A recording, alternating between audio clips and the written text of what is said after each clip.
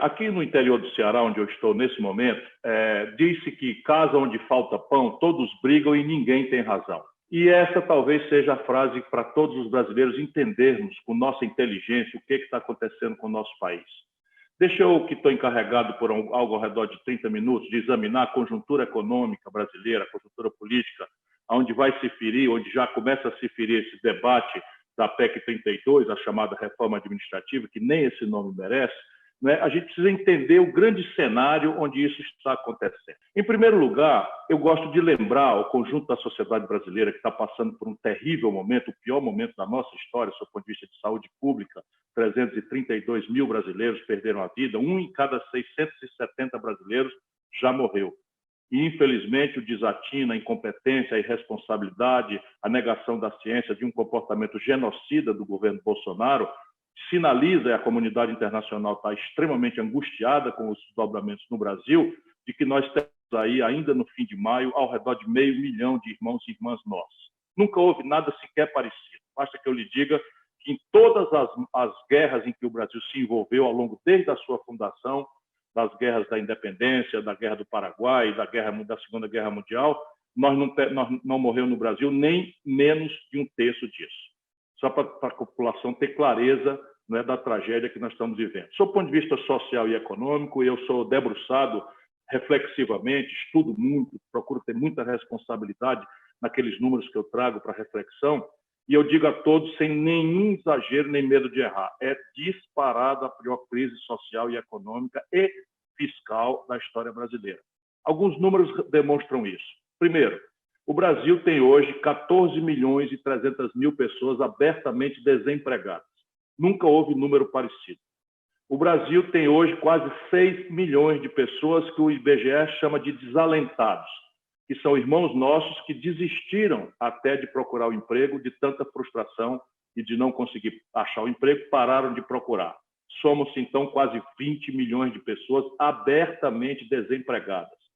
A esses se somam quase 40 milhões de brasileiros empurrados para a informalidade, vivendo de bico, vivendo de biscate, sem nenhuma condição de proteção, nem hoje, nem no futuro, quando a velhice chegar com o seu preço necessário, né, em remédios, em aposento, e etc, etc, etc.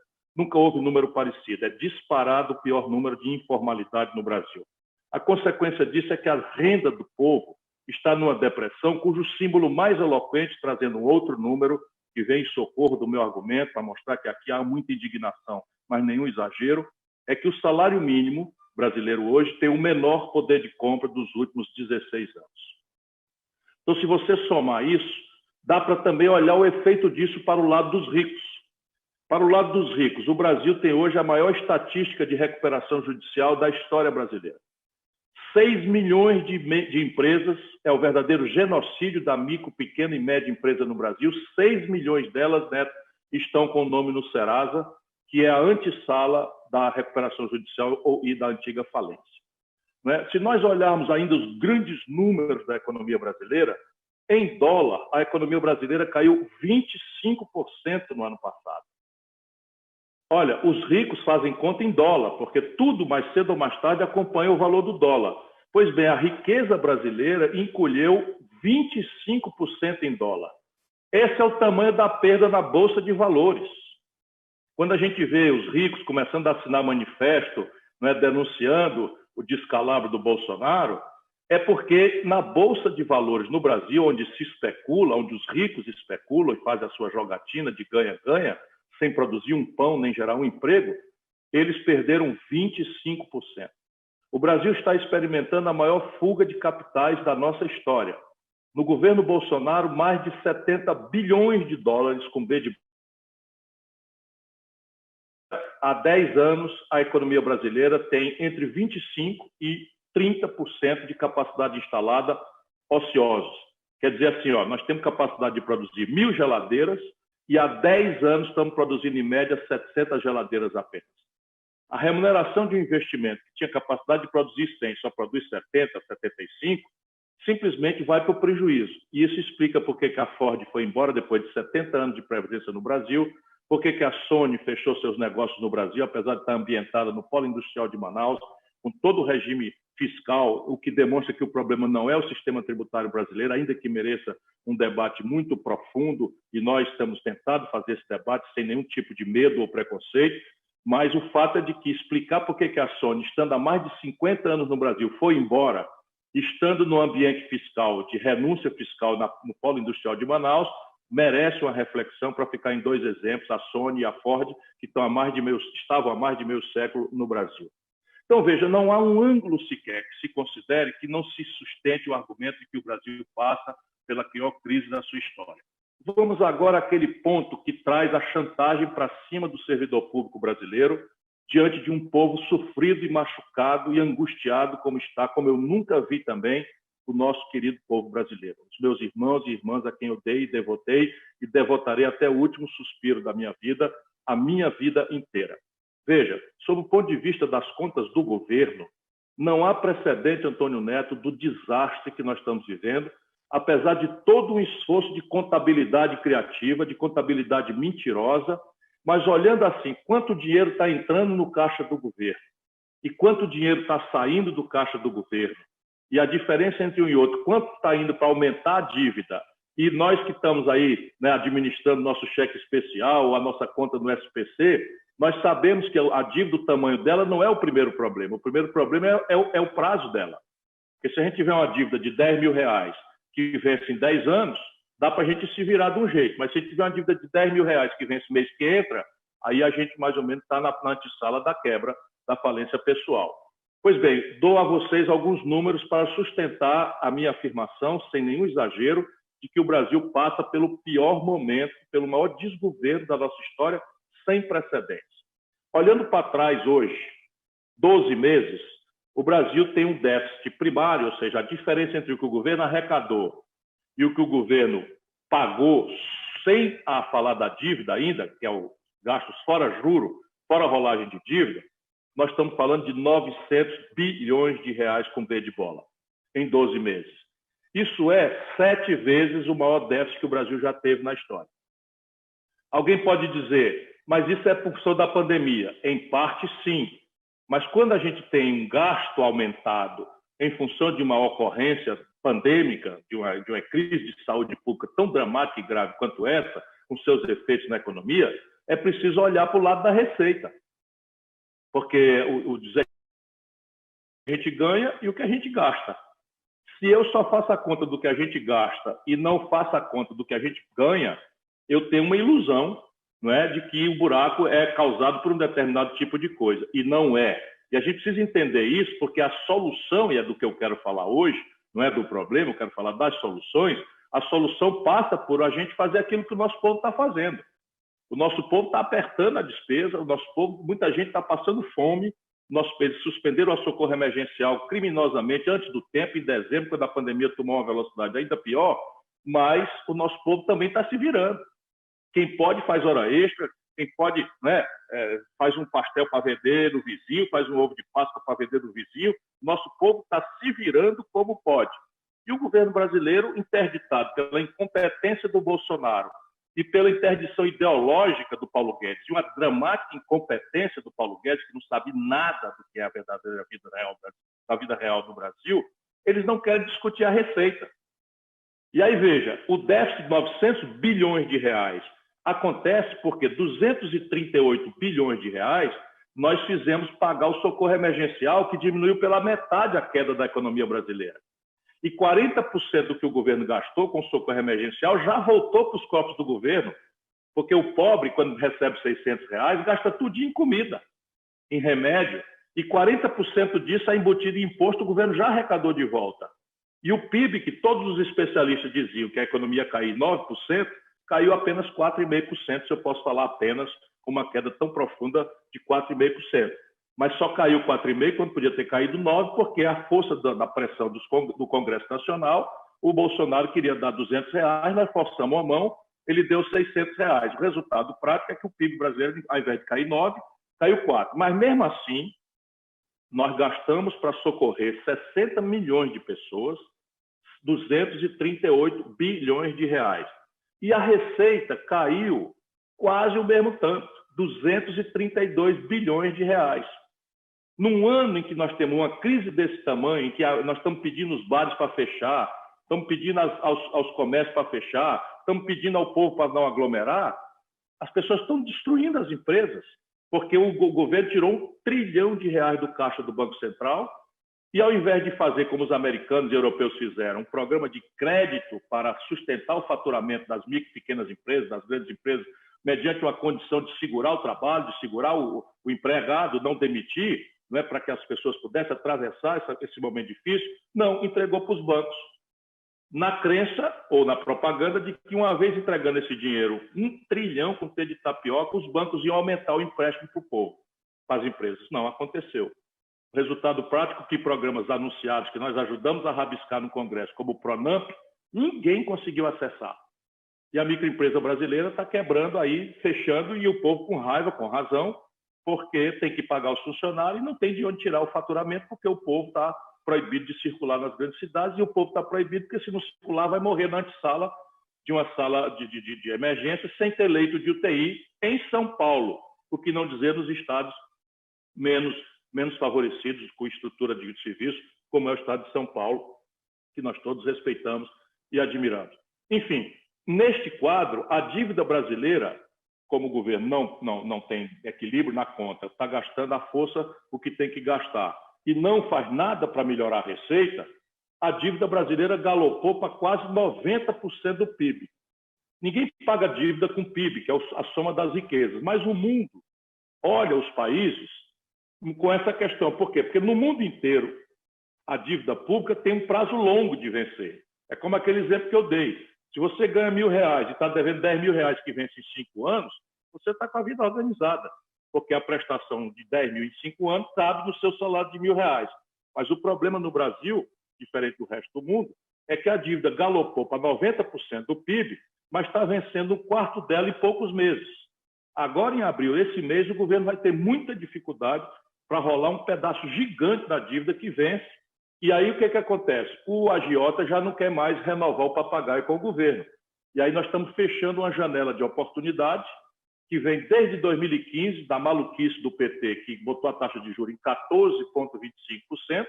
Agora a taxa de juros de lá para cá só caiu. Pois agora nós vamos ver a taxa de juros voltar a subir correndo, com pressa.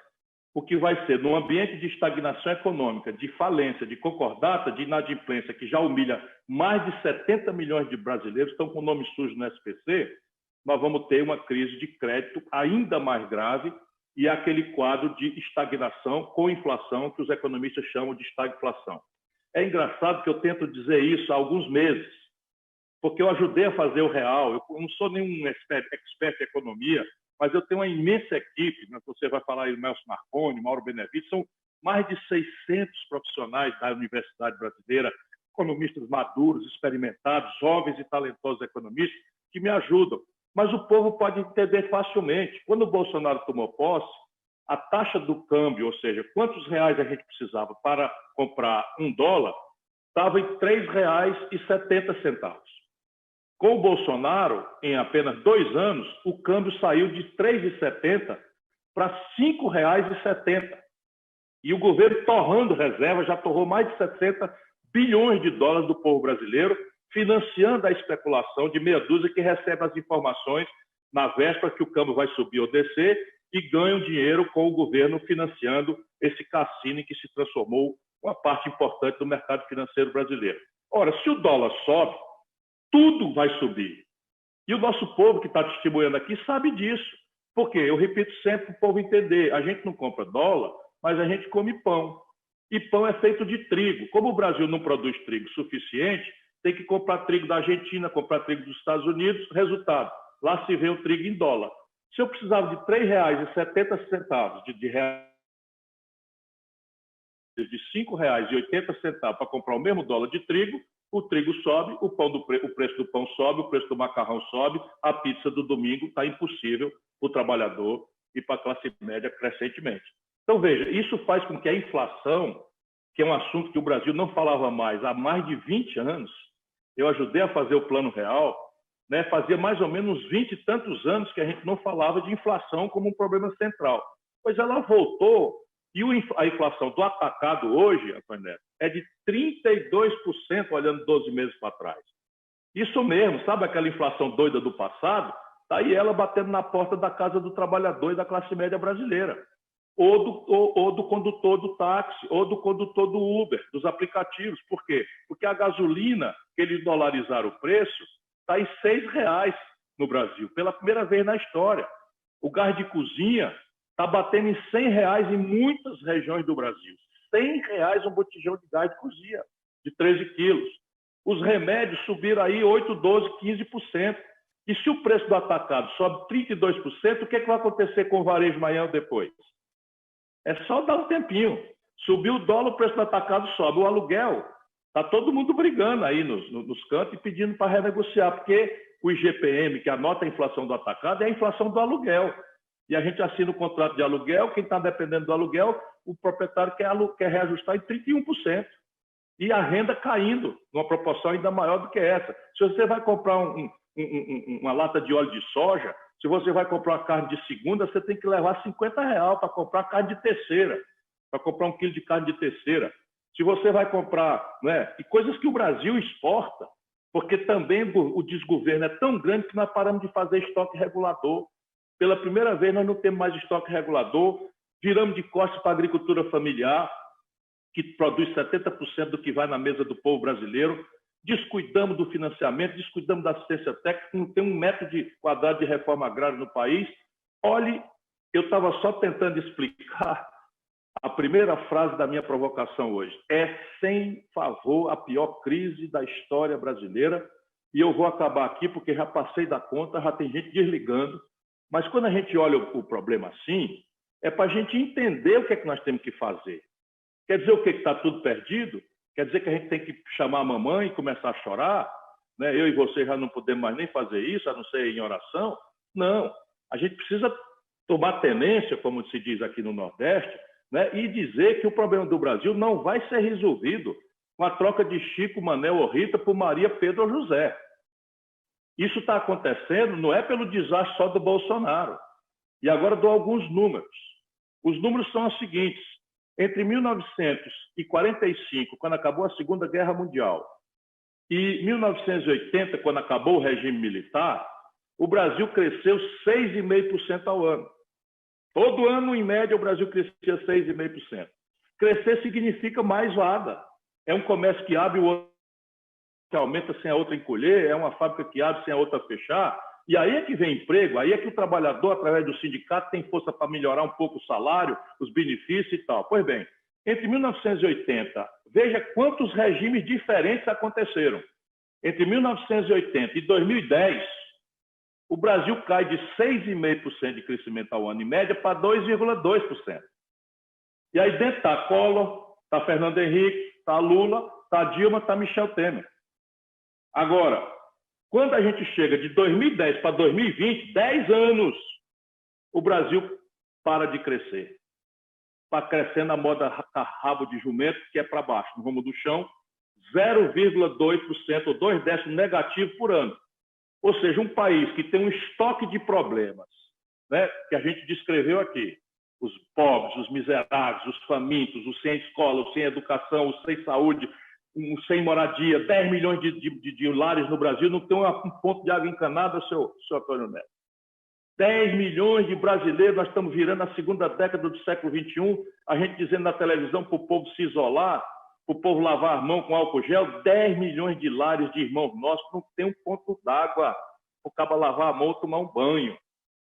Essa é a quantidade de lares no Brasil que não tem acesso à água encanada. Nós temos mais de 1/3 dos domicílios no Brasil não tem saneamento básico. Para você ver o tamanho do desastre. Mas vamos voltar aos números, para não me emocionar e não começar a chamar nome feio aqui com os responsáveis por essa tragédia social, econômica e política brasileira. E não são só o Bolsonaro, não, temos muita clareza disso, os números não mentem. Entre 2010 e 2020, o Brasil para de crescer. 2 milhões de bebês nascem por ano, meus compatriotas. Esqueça o estoque de problemas, só o fluxo. E sabe o que é que essa gente fez? Começando a discutir agora as loucuras que estão fazendo em cima dessa tragédia. Eles meteram um teto de gastos com status constitucional. Só tem isso no Brasil. Não conheço isso em nenhum livro E olha que eu ando estudando para ver, e não tem isso em nenhum país do mundo, pelo menos com status constitucional e com prazo de 20 anos. Pois esses loucos meteram na Constituição que o Brasil está proibido de expandir o gasto público por 20 anos. Porque está dito lá na Constituição agora que nós só podemos gastar ano que vem o que gastamos ano passado mais a inflação. Ora, você veja, uma situação como essa, em que o Brasil já não admite que começou a pandemia precisando trazer máscara da China, um país que precisou trazer equipamentos rudimentares de tecnologia básica, como respiradores artificiais ou monitores de leito de UTI da China, é um país que se destruiu. Um país que hoje tem menos de 10% do seu povo vacinado, quando o Butantan sabe fazer vacina há mais de 100 anos. A Fiocruz, a Fundação Oswaldo Cruz, sabe fazer vacina há mais de 100 anos. Desaprendemos. Estamos dependendo agora dos químicos, dos pozinhos, dos líquidos da China, da Índia. Ora, o que aconteceu com esse país? Por que um país como o nosso crescia tanto, tão fortemente, se abastecia a si mesmo das coisas mais avançadas do mundo e agora está precisando importar do estrangeiro coisas básicas? É porque o país se desindustrializou e ficou na crença de que o consumismo, desses voos de galinha de melhorar a vida 3 anos, 4 anos, 5 anos, como aconteceu lá atrás com o Fernando Henrique na hora do Plano Real, e aconteceu mais recentemente com o Lula. Melhora o consumo, todo mundo fica feliz, reelege o cara, endeusa o cara, daí o voo da galinha, pumba, cai, quebra, como aconteceu com o Brasil.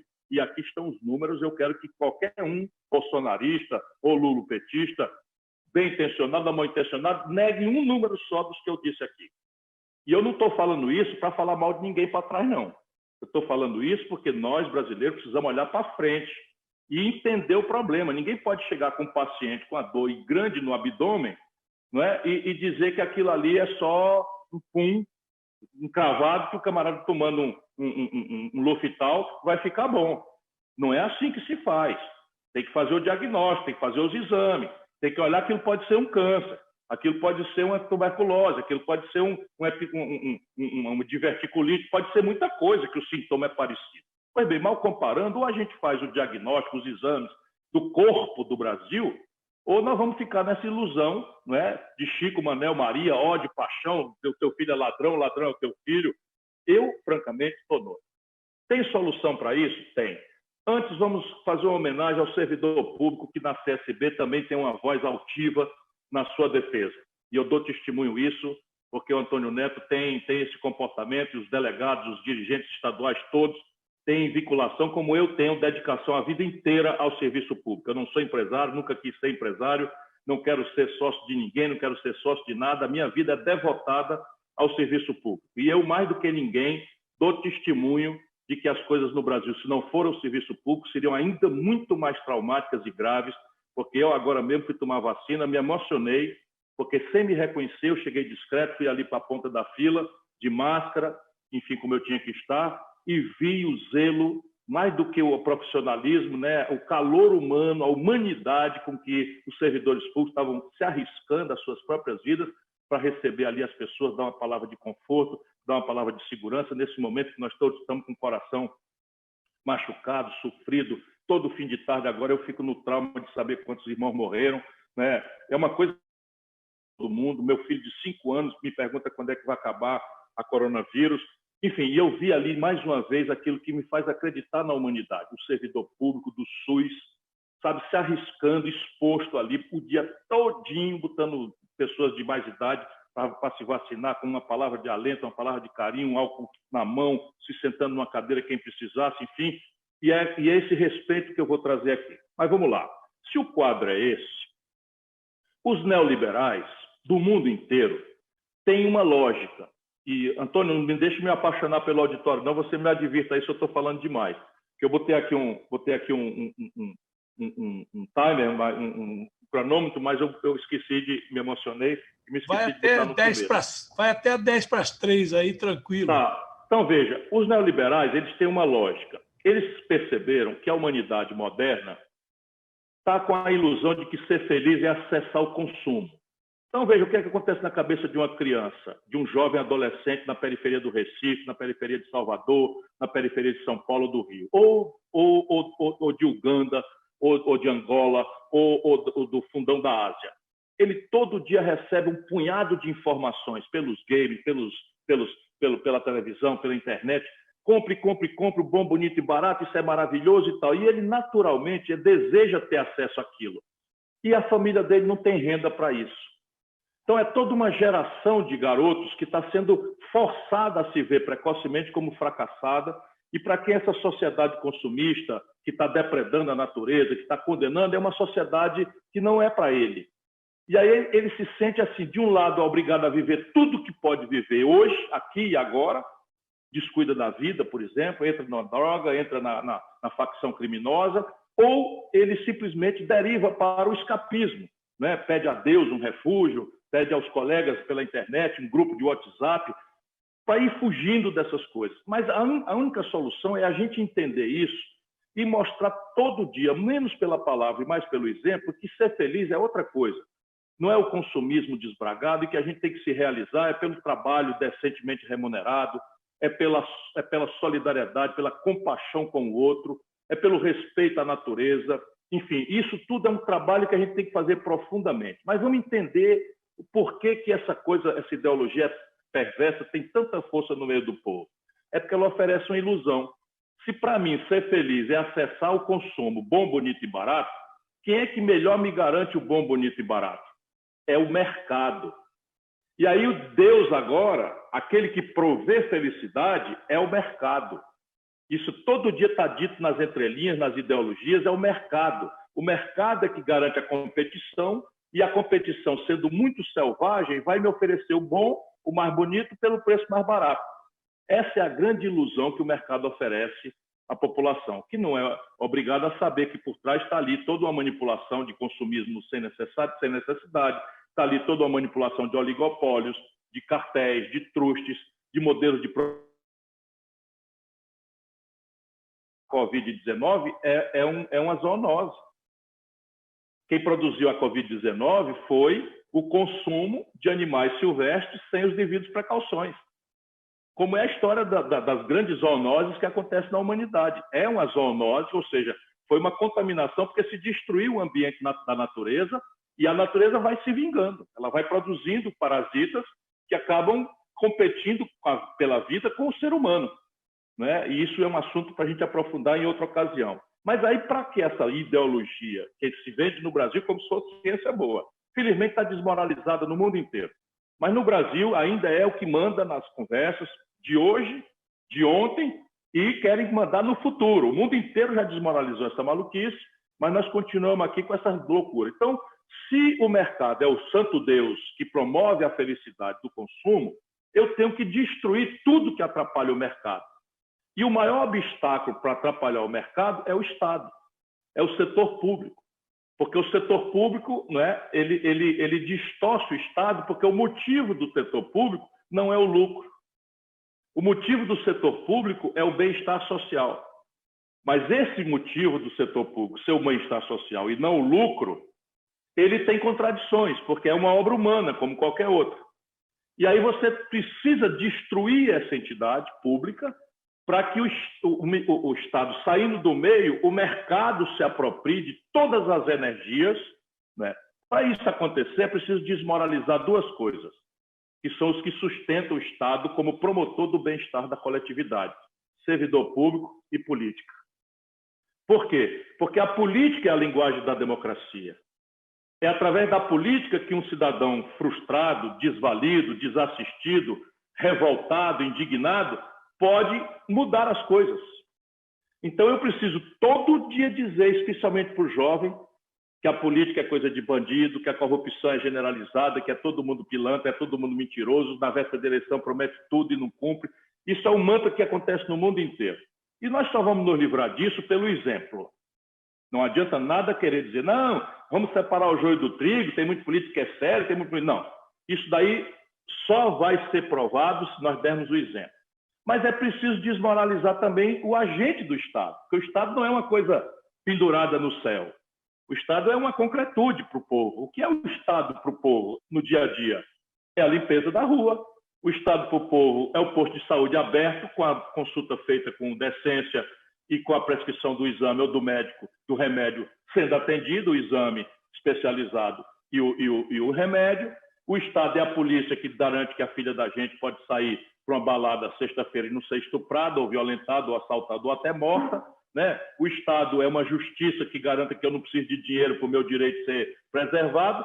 E aí vamos ter humildade, vamos nos colocar no lugar do povo. O que é que eles fazem? Eles pegam os maus exemplos, assim como com os políticos, e generalizam. Porque tenhamos uma tratada nos postos de saúde pelo Brasil lá fora. Né? Tem muitos bons profissionais, eu sei que são a esmagadora maioria, mas um cidadão que, no guarda de trânsito, que exige uma propina, né, de um motorista de aplicativo que já está pagando o que não podia pagar, está fazendo uma jornada, ainda tem que pagar uma propina para um guarda, reforça o argumento, né, de que os agentes do Estado são corruptos, portanto, o Estado é corrupto. Eu faço mal comparando aquela brincadeira do interior do Nordeste. O Estado brasileiro é uma vaca que pesteou de carrapato. Não adianta a gente fazer de conta que não pesteou. Pesteou sim. O presidente da República é ele mesmo um corrupto. É ele mesmo o chefe de quadrilha. Agora até o filhinho mais novo está vendendo audiência. Até o filhinho mais novo do Bolsonaro está vendendo audiência. Os 3 filhos roubaram dinheiro. Então isso na cabeça do nosso povo é devastador. E nós só podemos nos livrar disso com exemplo. Exemplo, exemplo, exemplo. Né? Então, isto entendido, vamos agora então falar e finalmente caminhar para a conclusão da solução para o Brasil e do papel do servidor público nesse processo, e aí é uma palavra rápida, que ela não merece muito mais do que isso, para que eles estão chamando de reforma administrativa, que não merece esse nome, volto a dizer. O Brasil, para sair dessa encalacrada, eu sustento repetidamente, precisa repartir com o povo a ideia de um projeto nacional de desenvolvimento. Por que eu repito tanto isso? Porque cada palavra dessa é uma resposta prática para um punhado de perplexidades e conflitos nos quais nós estamos apanhando. Nós estamos perdendo no povo brasileiro. O que é projeto? Projeto supõe o seguinte, um diagnóstico, a gente está aqui o paciente, ele está com apendicite. Né? Então, o diagnóstico é chave. Eu não posso abrir o peito do cabo que está com a dor no abdômen. Se o problema é só aqui, eu posso fazer uma laparoscopia, que é uma cirurgiazinha sem corte há 25 anos, garante vaga para 42. No Brasil, mal e porcamente, já o povo trabalhador pagando o que não pode pagar, ou a meninada devendo no FIES sem poder pagar, já com 11 milhões de garotos com nome sujo no SPC no começo da vida, porque não deram conta de pagar o FIES, as mensalidades escolares, Arapuca, que a gente não presta atenção na qualidade, embora tenha muita coisa boa acontecendo, o Brasil só dá vaga para 18 em cada 100 garotos de 18 a 25 anos. O que a Colômbia pode e o Brasil não pode? Então vamos dizer o seguinte, nós vamos ser daqui 30 anos, vamos lá, com toda humildade, mas vamos dar 50 vagas de cada 100 garotos. Então, em 50 anos vai ser 50, nós temos 18, daqui para lá custa quanto? A gente pode calcular quanto é que custa uma vaga na universidade, quanto é que custa, né, o restaurante universitário, enfim, podemos fazer tudo isso, e isso é o que eu chamo de projeto. É um diagnóstico correto e é um plano.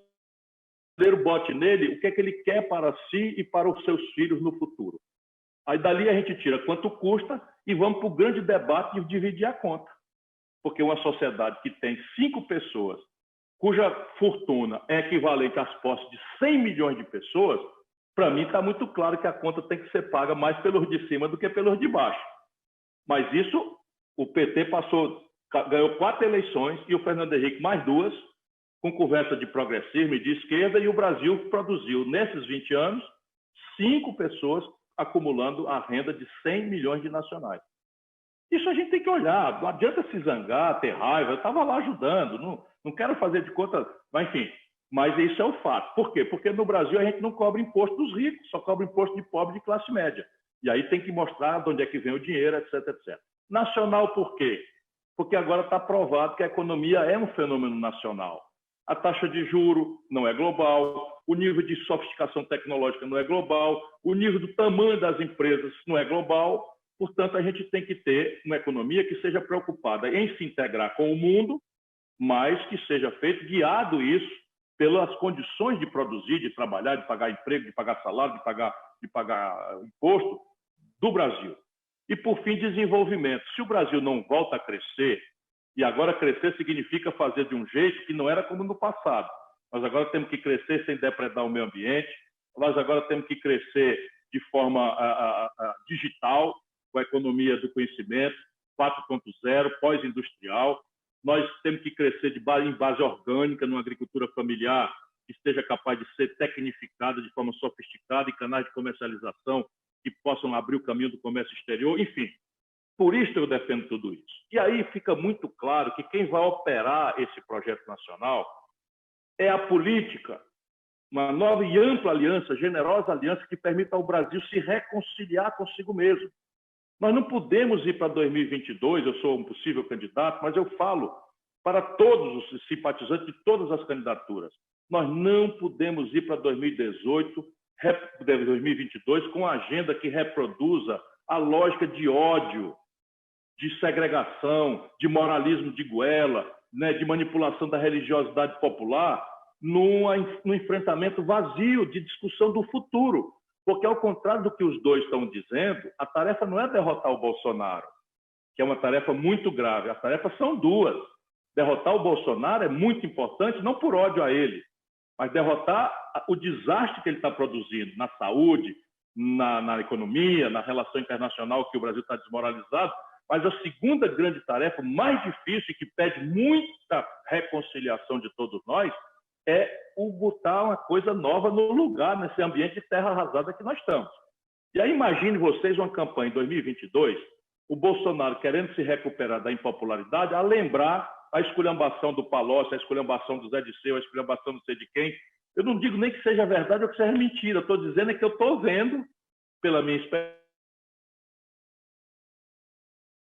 como está. É fazer de novo a campanha antipetista em cima dos exemplos, porque, infelizmente, o Gedel Vieira Lima botou mesmo 51 milhões de reais no bocado de mala, e as imagens vão vir tudo para a televisão. Infelizmente, o Palocci devolveu 100 milhões de reais e fez uma delação premiada. Essas imagens vêm tudo para a televisão. E, do outro lado, o caba dizendo que os filhos do Bolsonaro são ladrão e tal. É isto. À luz do que nós conversamos hoje aqui, de um sistema econômico destruído, de um colapso em frangalhos. Então, a política tem que ter essa capacidade e é um fim de ciclo. Sabe? A gente devia pedir generosidade a quem já teve a oportunidade, como Lula, que é um grande líder da história brasileira, mas a gente devia pedir a ele que se compenetrasse, e que não imitasse o exemplo desastrado, do Maduro na Venezuela ou o exemplo desastrado do Evo Morales na Bolívia, e que olhasse o que a Cristina Kirchner fez na Argentina, em que, tendo a força grande, deu um passo para trás e ajudou a Argentina a se reconciliar, não tanto generosamente quanto eu quero para o Brasil. Até porque a direita brasileira ela vai largar o Bolsonaro ao mar e vai tentar se reciclar aí com a carinha qualquer e vão fazer a propaganda e isso o Brasil não aguenta mais. O outro fundamental operador deste projeto é o servidor público. E aí, a reforma administrativa que nós temos que ter coragem de dizer tem que ser liderada pelos bons servidores públicos. Para começo de conversa, por que eu não mereço esse nome?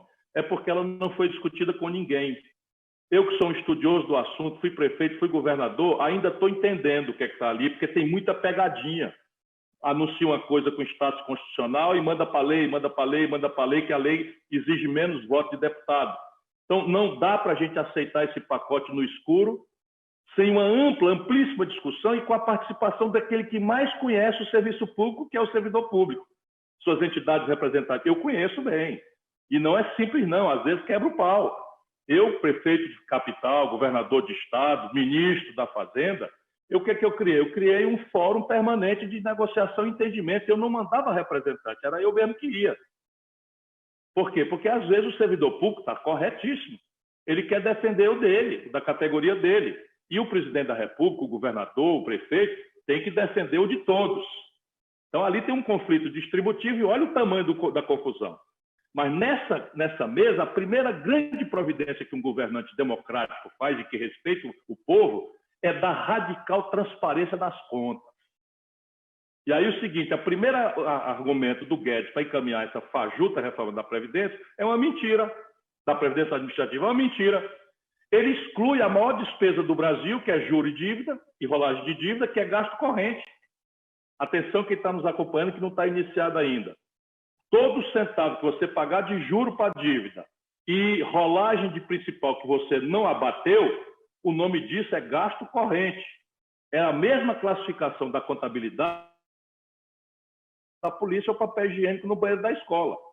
Pois bem, sabe o que eles fizeram? Tiraram. E eu fui atualizar para a nossa conversa hoje, 52,9% da despesa do orçamento brasileiro, que prevê as receitas e despesas, é juro e rolagem de dívida. Eles tiram isso. Mas se a gente botar esse que é a realidade, 19, quase 20% é previdência social, onde eles agravaram os privilégios e sentaram o pé em cima do povão, né, que é o responsável pela menor parte do desequilíbrio da previdência, e o resto não sobra mais nada. Se a gente olhar que o Bolsonaro se vendeu para o Centrão e eles meteram 30 bilhões de reais de emenda para eles mesmos, salvo exceções que eu sei que há, e a gente tem que sempre lembrar, mas boa parte disso é para roubar. Conhecendo as figuras como eu conheço, boa parte disso é para roubar. Aí vem botar a culpa no servidor público. Só para vocês terem uma ideia, na OCDE, que o Bolsonaro vive atrás de bajular o Trump, que o Brasil entra na OCDE, a OCDE, que é a Organização, né, de Cooperação para os Países Desenvolvidos ou em Desenvolvimento, a OCDE, a média de funcionário público da população é 21%. No Brasil é 12%. Agora esqueça o palavrão dos políticos, dos técnicos, e faça uma pergunta a você, meu irmão popular que está nos ouvindo. Você acha que o Brasil tem menos ou mais polícia do que precisa? Eu pergunto para você, você acha que o Brasil tem mais ou menos médico do que precisa? Ora, o Brasil mandou buscar médico em Cuba, tenha santa paciência. Tenha santa paciência. Como é que o Bolsonaro não tem vergonha na cara, o Paulo Guedes não tem vergonha na cara? O Brasil tem falta de profissionais de saúde na atenção básica. Agora está faltando leite de UTI no Brasil, porque nós não temos UTIsta, nós não temos pediatra, nós não temos anestesista. Falta profissional no Brasil. Quando o Brasil cresce 4%, falta engenheiro. Nós temos mais ou menos professor do que nós precisamos, pelo amor de Deus. Então é uma obviedade, não é, de que nós precisamos refundar a administração pública brasileira, mas chega de varejo, sabe, de puxadinho, de teto de gasto, de PEC não sei das quantas, de contabilidade criativa, de reforma administrativa mentirosa. É no ambiente do Projeto Nacional de Desenvolvimento que nós vamos definir qual é o papel do Estado, que tamanho ele deve ter, qual é a proporção de médicos, profissionais de saúde, enfermeiros, terapeutas ocupacionais, dentistas. Tudo isso tem padrão. Tudo isso tem padrão técnico para você guiar a administração. E qual é o grande caminho da administração? É fragilizar a estabilidade do servidor de carreira? Claro que não. Estabilidade não pode ser, como muitas vezes é, para sancionar abuso, mas é mentira do Paulo Guedes. Eu já fui governador, já fui prefeito, já fui ministro, já ocupei o executivo, fui secretário de saúde. Funcionário corrupto, a administração não garante estabilidade para ele, não. Garante apenas um rito, que é o inquérito administrativo, a segurança da ampla defesa e o contraditório. É simples assim. Então, agora, o que tem no Brasil hoje? Acaba um governo como o do PT, eles saíram quase 7 mil pessoas da administração pública e o Bolsonaro botou 7.500 militares, transformando a cúpula dos militares num partido político. Então, isso é que tem que acabar, portanto, é na direção oposta. Nós temos que fazer que o ministro, eu já fui ministro, o ministro entre e tenha direito a nomear ali seus diretores, seus secretários executivos e fim de papo. O resto tudo tem que ser profissionalizado para que a administração pública troque Chico por Manel, ou o Partido A, o Partido Azul pelo Partido Encarnado, mas a memória da administração, né, as políticas públicas que são pactuadas de educação, de saúde, de ciência e tecnologia, precisam de maturação, precisam de tempo para fazer, porque nada sério se faz. No Brasil é assim, essa esculhambação, essa revoada, portanto, é na direção oposta. Me desculpe, mas eu não queria fazer um discurso sobre mesa, eu queria apenas mostrar como é importante essa sua iniciativa da CSB, Antônio Neto, e como o servidor público brasileiro precisa se levantar, mas também, pelo amor de Deus, deixa eu dizer com toda humildade, parar de acreditar em Papai Noel é preciso. Sabe por quê? Esse negócio de perder a autonomia para virar bajulador de político, bajulador de partido político, é que enfraqueceu a categoria. A sociedade civil brasileira está vendo seus direitos ser destruídos e ninguém vê uma vitrine ser quebrada. Por quê? porque ao longo dos últimos anos, aquilo que se pensava ser um governo de esquerda, na verdade, cooptou as estruturas, né, subornou as estruturas e acabou fazendo com que elas perdessem a vocação para a luta.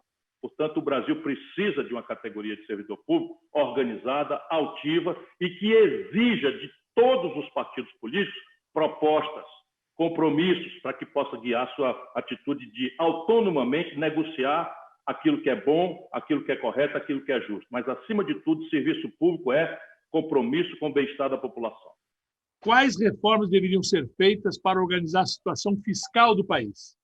A reforma administrativa não deveria ter foco em melhorar/aperfeiçoar o serviço público, ao invés de utilizá-la como meio para arrumar as contas governamentais? Plínio Tenório fez essa pergunta. Eu defendo que o Brasil precisa parar de fazer varejo e mobilizar todo o nosso pulso reformista para um ambiente coordenado de um projeto nacional de desenvolvimento. Esse projeto ele vai ter que ter objetivos estratégicos de curto, médio e longo prazo. Esse projeto vai definir o orçamento, quanto custa, porque isso importa em conflito político ou em aliança política, não é? Para tentar resolver o conflito político, dizer de onde vem o dinheiro. Então, para resumir, o fundamental nesse instante é compreender a principal despesa do Brasil. Olha, a despesa sempre deve ser uma coisa de todo mundo. Passar o pente fino, toda despesa que não for 100% útil, 100% necessária, deve ser adiada, cortada e poupada para aumentar a taxa de investimento do Brasil. E é o que nós não temos hoje. Hoje, todo o esforço é para levar dinheiro para o serviço da dívida. Então, agora, quando a gente for passar o pente fino, o pente grossão é nos juros e rolagem de dívida, é no manejo da dívida. Nós precisamos fazer uma auditoria dessa dívida, não é com sentido nenhum de quebrar contrato, não é nenhum, mas quem é, pelo amor de Deus, que bilionário que seja, especulador, sai de um restaurante, recebe a conta do garçom e não confere. Sabe, isso é uma comparação simples. Se eu estou gastando, né, e não estou tendo dinheiro para pagar, estou rolando, e essa dívida vai crescer assim até quando? E encurtando o prazo e quebrando o país, eu preciso ter uma garantia de que cada centavo que eu estou pagando guarda coerência com o meu compromisso, com o meu contrato, com as leis que regem a questão, etc, etc. Isto feito, a questão do Banco Central tem que estar sensível a um manejo eficiente desta dívida. Tem a ver com um punhado de coisas, mas assim, no Brasil é tudo sacanagem, desculpa a expressão. Sabe, é pré-fixado, pós-fixado, Selic, não Selic, isso tudo tem que ter transparência e a dívida pública deve buscar ser o máximo pré-fixada possível e em qualquer circunstância a taxa de juros tem que ser módica. Ela tem que ser módica, ela tem que ser severa, ela não pode ser estróina, ela não pode errar pela maior, se ela errar, erre pelo menor. E não é o caso do Brasil há 35 anos. Contraditoriamente, vamos falar bem baixinho aqui, muito baixinho, o Bolsonaro está pagando a menor taxa de juros da história brasileira. A esquerda pagou as maiores taxas de juros da história do Brasil. Percebe? Não vão espalhar para ninguém, não, essa vergonha da direita está pagando taxa de juros negativa depois de 35 anos de Fernando Henrique e lulopetismo pagarem a maior taxa de juros do mundo. E em qualquer circunstância nós temos que redesenhar o fluxo das receitas brasileiras. Aí, Neto, só para ser telegráfico. Primeira providência, passar o pente fino nas renúncias fiscais. Num ano trágico como esse, nós dispensamos, não é sonegação, que é outro assunto, né? Que é uma pancada de coisa para fazer aí. Mas devo, não nego, e o governo dispensa de pagar 300 bilhões, 320 bilhões de reais. A gente faz, às vezes, a renúncia fiscal para investimento, para gerar emprego. Ok, então vamos passar o pente fino, quais são as renúncias fiscais que estão tendo contrapartida? Em emprego, em renda, em indústria, etc. O que não for, vamos cortar. Vamos cortar. Aí, meu irmão, eu sei que tem 60 bilhões me esperando ali no primeiro ano. Já fizemos isso no Ceará, sem prejuízo nenhum, né? Dá para cortar 20% ali, moleza. Depois vamos organizar. Eu estou repetindo aqui porque a burguesia brasileira me chama de bocão, me chama disso, daquilo, mas não diz que aquilo que eu estou falando é o que tem que ser feito. Por quê? Eu estou dizendo uma frase. Em linha com as melhores práticas internacionais. Ou seja, o mundo inteiro faz, só o Brasil, do Fernando Henrique e do Lula para cá, não fazem. Olha o que eu estou botando na companhia. Fernando Henrique, Lula, Dilma não fazem. Só o Brasil não paga lucros e dividendos, imposto sobre lucros e dividendos empresariais. Eu fui ministro de Itamar, presidente nacionalista, amigo do povo, nós cobramos. Cobramos o imposto sobre lucros e dividendos empresariais. Lá está mais 70 bilhões aí, Neto, por ano, para a gente dizer de onde é que vai vir o dinheiro para eu resolver a parada da virada do jogo do desenvolvimento no Brasil. Então, depois você tem o seguinte, em linha com as melhores práticas internacionais. A menor alíquota para as grandes heranças nos Estados Unidos é de 29%. No Brasil, a maior alíquota média é 4%. Não estou falando de quem tem 5, 7 milhões de reais de patrimônio, esqueça. Estou falando de quem tem 100 milhões de reais de patrimônio. Depois, outras coisas, aí também já dá para arrecadar mais uns 30, tá? Por ano. 25, 27, dependendo da progressividade da alíquota. Um tributo sobre patrimônio, que deveria começar agora como contribuição para fazer face a um socorro emergencial de R$600 e não esse escandaloso e criminoso socorro de R$150 que o Bolsonaro fez passar agora. Se a gente fizer sob o formato de contribuição, dá para cobrar daqui 3 meses. 0,5% a 1% sobre os grandes patrimônios acima de 7 milhões de reais. Esse é um patrimônio, cobra uma vez só sobre o patrimônio. Também em linha com boas práticas internacionais. Lá dá mais 60 bilhões de reais, dependendo da progressividade, enfim, das alíquotas que se fizer. Então, repare, você tem aqui um punhado, vou dar um exemplo prático, e aí tem que estudar com muito cuidado, mas o Brasil é conhecido no mundo como a maior fazenda do agronegócio do planeta Terra, não é verdade? Pois bem, o imposto territorial rural, que esta enorme fazenda recolhe para a União Federal, é menos do que o imposto predial que São Paulo recolhe. Isso que vocês acabaram de ouvir. O imposto territorial rural do agronegócio mais rico do mundo recolhe de imposto territorial rural, que é o IPTU da zona rural, menos do que a cidade de São Paulo arrecada de IPTU. Está direito isso? No momento que nós estamos aqui, se algum companheiro está aí dos aplicativos, né, de moto, correndo com a cestinha nas costas, com o estômago roendo de fome, né, para ganhar R$5 nas madrugadas por aí afora, esse cidadão paga 4% de imposto sobre IPVA na motocicleta dele. A turma como o Dória, o Luciano Huck, que compraram jatinho subsidiado, não paga IPVA. Desculpa aí, eu não estou querendo falar mal de ninguém, não. Eu gosto de dar o nome aos bois, que é para a gente saber do que é que nós estamos tratando. É coisa muito poderosa. Agora, qual é a explicação para o cidadão do Uber pagar IPVA de 4% do valor do carro dele, ainda tem que pagar a prestação, e 25% para o cabo do Uber, que ele não sabe nem quem é, e ele que rala 14, 16, 18 horas por dia, ouvindo abuso de freguês às vezes e tal, e o camarada que tem um iate parado na Baía de Guanabara, ou no Porto de Santos, ou na Ilha Grande, não paga. Tem que estar direito isso. Percebe? Então, eu mais ou menos eu sei onde está o dinheiro. Difícil eu saber onde estão os votos. Depois que eu falo essas coisas, eu escapar da raiva desses grandões aí no Brasil. Perfeito. Ciro, como você poderia mediar com a centro-direita, para barrar ou diminuir os estragos da PEC 32 em discussão? Olha, nós vamos fazer tudo o que estiver ao nosso alcance por algumas razões práticas. Não é? A primeira razão prática é de que o governo Bolsonaro está invertendo as prioridades. Vamos raciocinar juntos. Nós temos 210 milhões de habitantes. Quantos habitantes no Brasil estão reclamando com prioridade uma reforma administrativa nesse instante? Pelo que eu ouço do povo, está todo mundo pedindo vacina, está todo mundo desesperado para a vacina acontecer o mais rápido possível, está todo mundo desesperado para administrar essa maluquice do governo. Fica em casa e o cabo não tem o que comer. Isso é um negócio de doido, é um negócio selvagem, criminoso. Eu dizer, fique em casa, lave a mão com álcool gel, não aglomere. E eu tenho que sair para me aglomerar num trem, para me aglomerar num ônibus e tal. Me parece que está todo mundo pedindo um fim dessa contradição, que o governo socorra as empresas, socorra as pessoas, faça a vacina com pressa para a gente poder voltar ao normal. Eu não sei mais que outras tantas prioridades. Né? Leito de UTI parece que é uma prioridade grande. No Brasil já tem quase 2.000 municípios, meu irmão, 2.000 municípios que não tem nem o anestésico, nem o relaxante muscular para fazer a intubação de paciente. Você sabe o que é isso? Eu vou me controlar aqui. Senão o filho da puta sai, sabe como é? O filho da puta sai porque, olha, eu não queria que a minha mãe passasse por um negócio desse. Uma senhora de 70 anos de idade, arfando sem fôlego, eles estão amarrando em cama para enfiar um ferro para ela poder conseguir respirar. Neste país. Hoje, neste momento que nós estamos conversando aqui e que todo mundo pede para a gente ser cavalheiro, lorde. Pois bem, quem foi que mandou, pediu, exigiu, reclamou que nós temos que fazer uma reforma administrativa sem reflexão, sem discussão e na direção oposta e baseada em números falsos? Essa é a agenda do senhor Paulo Guedes. É a agenda dos vendilhões da pátria. E, portanto, nós temos que lutar e botar o dedo no nariz. E veja bem, eu não sou dos tais que não acham que o Brasil não precisa debater uma reforma administrativa.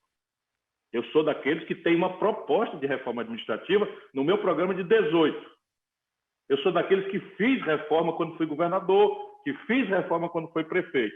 Mas eu fiz com o coletivo de servidores batendo boca comigo, podendo fazer uma greve, podendo dizer que eu estava errado e eu voltar atrás e corrigir.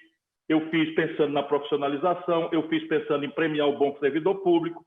Porque, repare, está lá na reforma administrativa do Guedes um negócio que eu reclamo faz 30 anos e que a esquerda não fez. Essas coisas tem que dizer.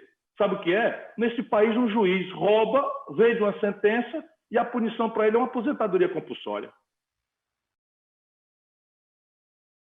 Está 20 anos no poder e deixa uma aberração dessa. Um juiz bandido, um juiz ladrão, que vende uma sentença, recebe como punição uma aposentadoria compulsória. Portanto, algumas coisas nós temos que discutir mesmo. Porra, peraí.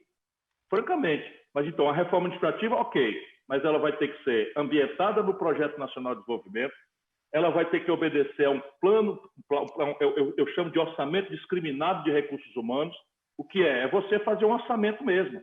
Quantos médicos de cada especialidade nós precisamos? Quantos professores de cada qualificação nós precisamos? Quantos policiais de tais e tais qualificações nós precisamos? Etc, etc, etc. Compara com o que nós temos e vamos fazer uma transição respeitados os direitos adquiridos.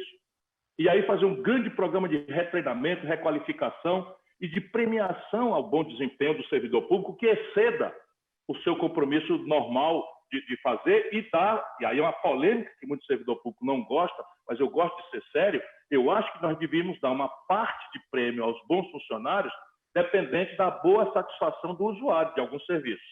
Isso é polêmico, mas eu advogo que a gente tem que discutir isso sem medo. Sabe, porque eu vi funcionários, a maioria que trabalhou comigo a vida inteira, os meus 2 pais eram funcionários, eu sou dedicado ao serviço público. Qual é o medo? Então vamos lá, o camarada chegou no posto de saúde, foi bem atendido, ele faz um registro anônimo e tal, e em vez de ser individual, faz para o coletivo do posto. A gente cria uma coisa, um fundo de premiação adicional, só botando coisas aqui para a gente discutir, ou seja, para não ter medo de reformar o país. Agora, há uma reforma que é fortalecer a capacidade do país de entregar bem-estar, e a outra que quer destruir o Estado para privatizar as energias e estabelecer o egoísmo como lei da selva.